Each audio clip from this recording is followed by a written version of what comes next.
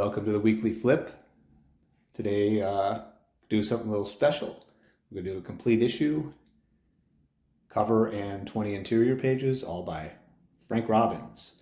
It's the Shadow number 5, which was published in 1974 by DC, with a story by Dennis O'Neil.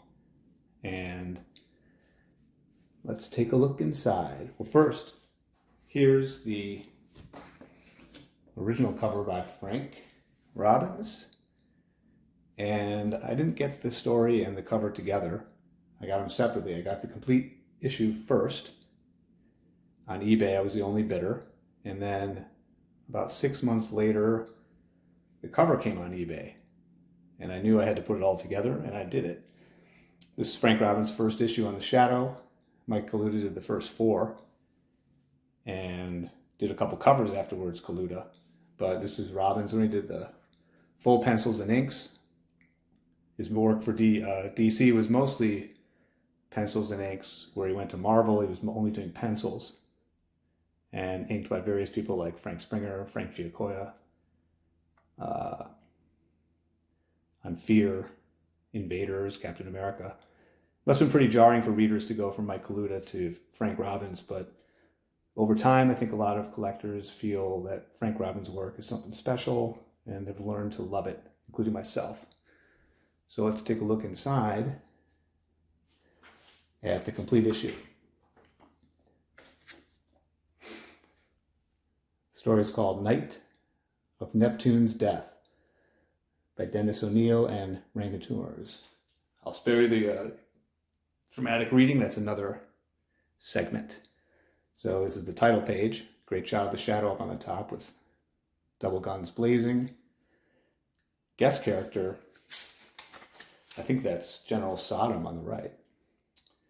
And then we got Margot Lane also in this story. So we'll take a look at her. This one takes place at sea on a ship. A lot of rich inks by Frank all over the place. Page 2, look at how it starts with the close-up on the shadow's eyes. Bookends it at the bottom, page 2 on the left. Really no wasted space anywhere. Frank's bringing all his cartooning instincts. Probably his best period for DC was doing all this in his work for Detective. So I think he only did maybe 3 covers. And one of them, I think it was issue 8, was owned by Eric Larson. Unfortunately, I think it was lost in the house fire that he had. And I think number 7, sold on Heritage, I looked up 2017 for $8,300. And then there was a Shadow number 5 cover, which was also to this issue, which was done by Kaluta, was unused, sold on Heritage in March 2020 for $24,000. Nice cover, different. I prefer the Frank Robbins. Here are pages 4 and 5.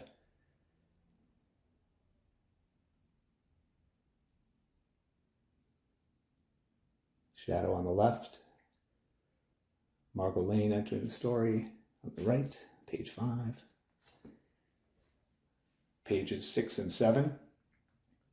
What's great about having a complete story is you could read it. Back in this time period, dialogue is on the art. Letterer was Ben Oda.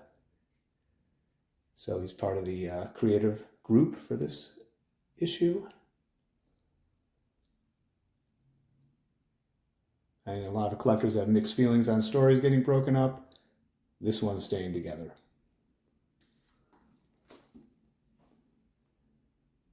Page 8 on the left, great Margot Lane action page. Love that panel from on the bottom holding the gun. So we're infiltrating the ship on the right, page 9. Kicking some butt.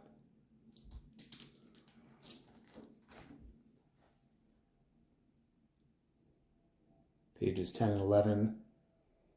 Shadow coming into the story. Even the pages without shadow, really well done. Everything's just, every page really well drawn. Lots of pages with shadow in this story, which is part of the reason I wanted to get it.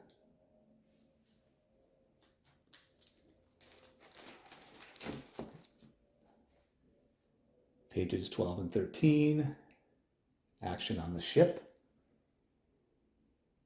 Neat explosion panel on the bottom right.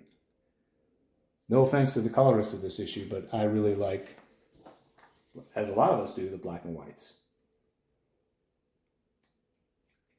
Here's what the publish to this one looks like.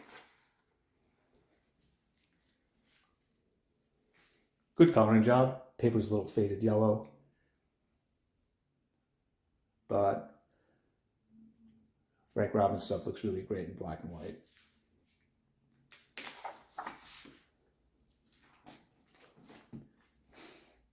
Pages 14 and 15. More action with the shadow.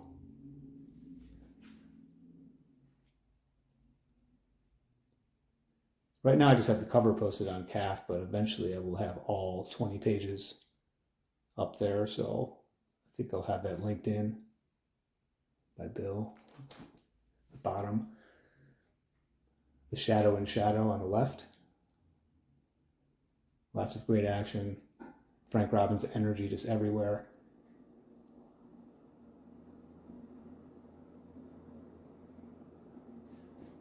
Getting to the end of the story. This is pages 16 and 17. There's 18 and 19. Margot Lane, General Sodom. And then coming up at the end, the shadow.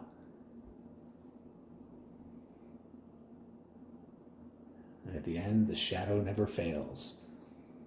And on the right, you can see this came from, the seller was Dennis Kelly. His brother Bill Kelly owned the story. Bill worked for DC, and I guess he may have helped Dennis O'Neil out with the dialogue, and I think he was gifted the story, according to Dennis Kelly, his brother. He thinks that's what happened, so that's why Dennis owned the story. Steve, I'm glad this item is going to a good home. Enjoy, stay safe. Let's take another look at the cover again.